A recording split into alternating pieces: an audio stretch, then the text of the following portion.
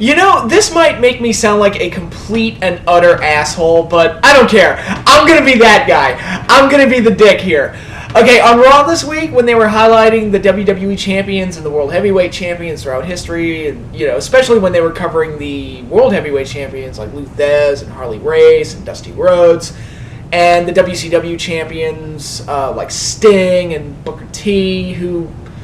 let's be honest, and that's another thing I'm going to get... Yeah, again, I'm going to come off like a total dick here. Booker T was not that significant of a WCW champion. He really wasn't. He was a five-time WCW champion, but all of those reigns happened within the span of, 6 months? And it was when WCW was dead in the water. He was basically the guy on the sinking ship while it sank. He was there. He was the guy standing on the deck going, blum, blum, blum, blum, blum, just sucking in the water because the show was just dead. He really wasn't that significant of a champion for WCW, and that's something that's been really overblown. I personally would have highlighted Goldberg, but because... it was probably the most significant title win in WCW history. I mean, shit, he beat Hogan for the title on Monday Nitro in front of that gigantic crowd. It was fucking huge, and I believe, if memory serves me right, it was the last time that WCW beat WWF in the ratings, so I don't know why they would highlight Booker over Goldberg. Maybe because Booker's actually with the company. I don't know, but that's another thing. But my point is, my whole thing, the World Heavyweight title that the WWE currently has no connection to the NWA World title or the WCW title outside of the fact that it's the big gold belt. But just designing the belt to look the same as the WCW title really doesn't give it any connectivity to the lineage of the world titles that came before it. The lineage of the World Heavyweight title of the WCW title is actually connected to the WWE Championship when both belts were unified.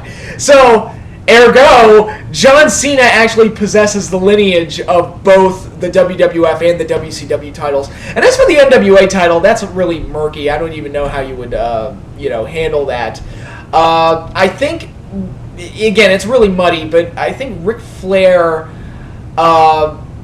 he's the first recognized WCW champion, and he was the NWA champion when that happened. And I think the title history splits into two from that point. So I'm not even sure how that would work. But basically my point is, the WWE's current World Heavyweight title, that title's lineage starts at 2002 when they basically handed Triple H a belt. The lineage of that championship really has no connection to... the NWA title or the WCW title, and that's, just because you designed the belt to look the same doesn't mean it has the same lineage behind it. That lineage, especially the WCW title, is connected to the WWE Championship at this point when Jericho unified both belts. So yeah, total geek, total nerd, but I thought I'd be the asshole that would point that out. It's like, yeah, your world title really has no connection to all those past champions like Luthez or... all those guys. It really, really doesn't. Your belt's only 11 years old. The history of that championship is only 11 years old. I'm sorry. I'm a nitpicky and an attention detail whore, but whatever. I'm going to be the asshole that points that out. And I just love. And again, I got to rant on Triple H again. I got to do this because it just made me laugh when it happened and they were highlighting all these champions. And I do give them credit. The video packages, for the most part, were very nice. And I like that they covered Hogan, even though he's not with the company, he's with TNA now. You can't really do that and skip over Hogan. You can't. I like that they covered Sting. I like most of their selections were fine. It was really only the last one, Triple H and Booker T, that I had a problem with. And I already explained Booker. But Triple H... Okay, so they skipped Randy Savage, which I understand. He wasn't the lead champion of the era. That's why they couldn't do Warrior either. They skipped Bret Hart and Shawn Michaels, which I was like, okay, I would have put one of those, because they did lead that era. I would put at least one of the two. And they also skipped The Rock, which really made me go, huh? Because The Rock, I mean, say what you will about him, but The Rock is probably the greatest star that wrestling ever produced. And was, he's been so successful in movies outside of that he's really such a huge success in so many ways. And I'm a little surprised that they skipped him. But it's like, all right, they skipped Bret, they skipped Shawn, The Rock, okay, you know, Austin was more the leader of the Attitude Era, so okay. But Triple H gets highlighted.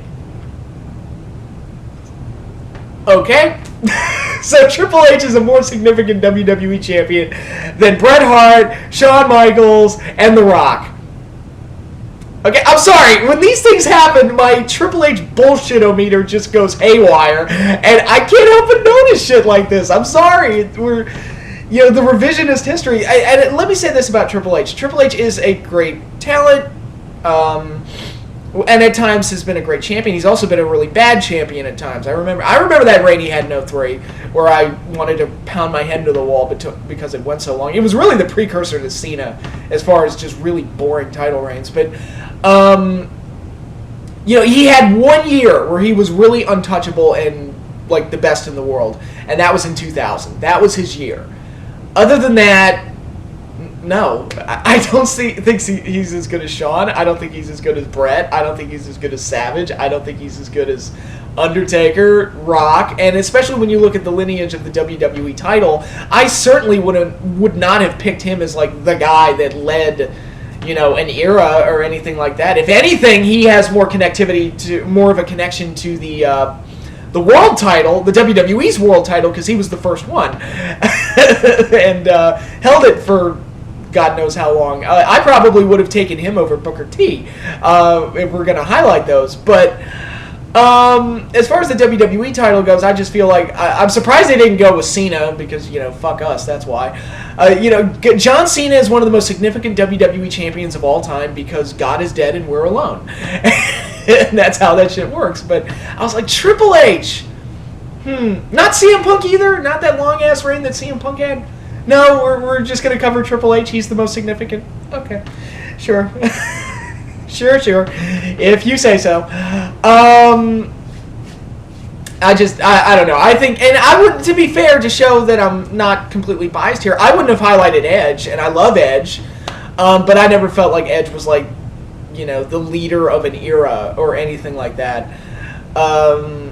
You know, like I said, Randy Savage, Ultimate Warrior. I mean, that was Hogan's era. And mid-90s, I probably would have gone with Bret for the mid-90s. You know, Undertaker, I'd have skipped over him. Things like that. And I just question the decision-making here. Mick Foley, I would have skipped him. Again, showing I'm not biased. I'm just saying Triple H was not the guy, the WWE champion that led an era or anything like that. But, you know, that's Triple H bullshit meter goes haywire. But before I get into the main topic that I wanted to get into with this video, it was actually going to be my video for last week, but I got behind on things. I got lazy. Whatever. I'm sorry. But I do want to touch up on this because it's really getting annoying. Or, well, it's been annoying for a long, long time. And it's not necessarily the WWE's fault, although they're the ones that pushed it so heavily in the beginning.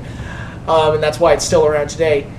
Look, any fan that watches this video, and if you go to a live show, I encourage you, I plead with you. I would get down on my knees, but then you wouldn't see me. I'd disappear from the frame. But I beg you, please stop with the what chants. Please. I'm begging. I am seriously begging. First of all, I'm going to sit here and being an asshole.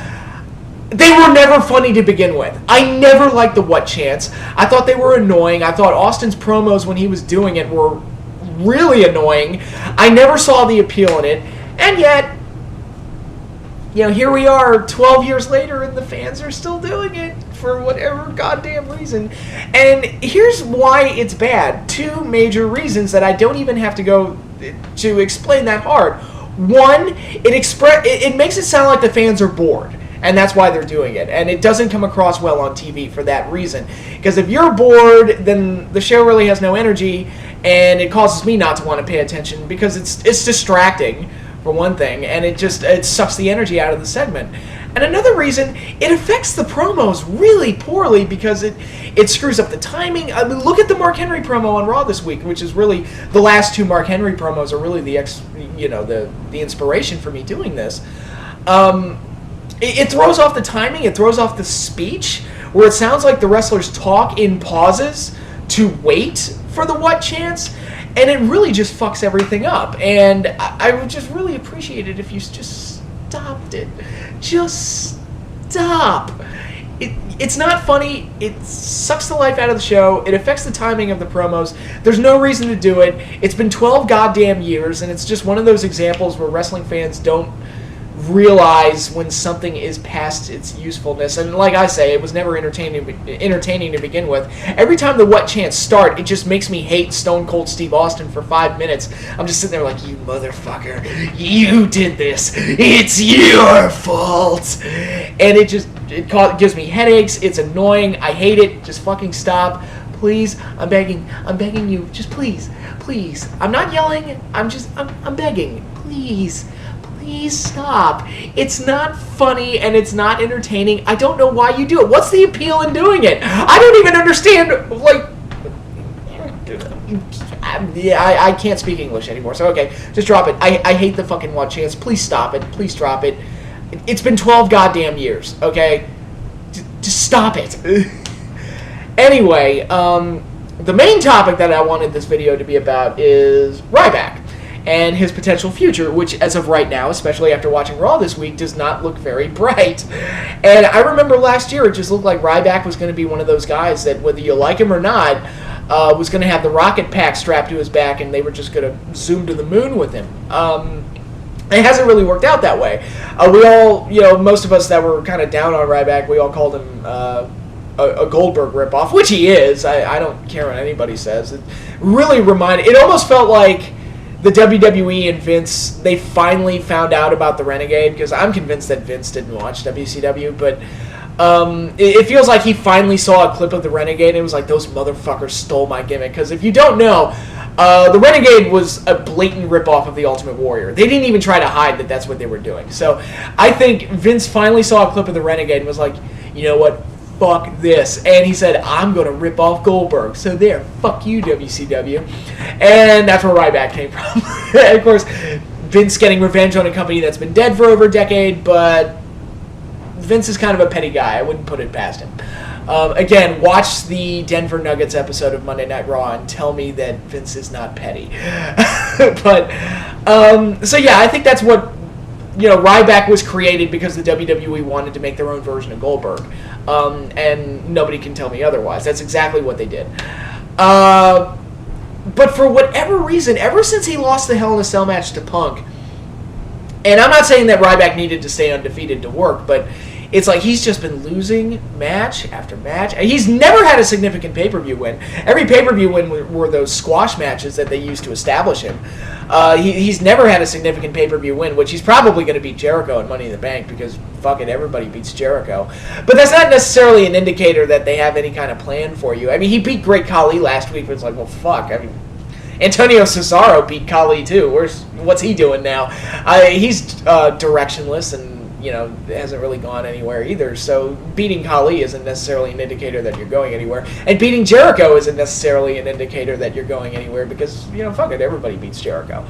And I love Chris. I'm not putting him down. And Jericho is the type of guy that would put Ryback over, but I'm just saying it won't be like that huge of a win for Ryback. It won't fix the mistakes.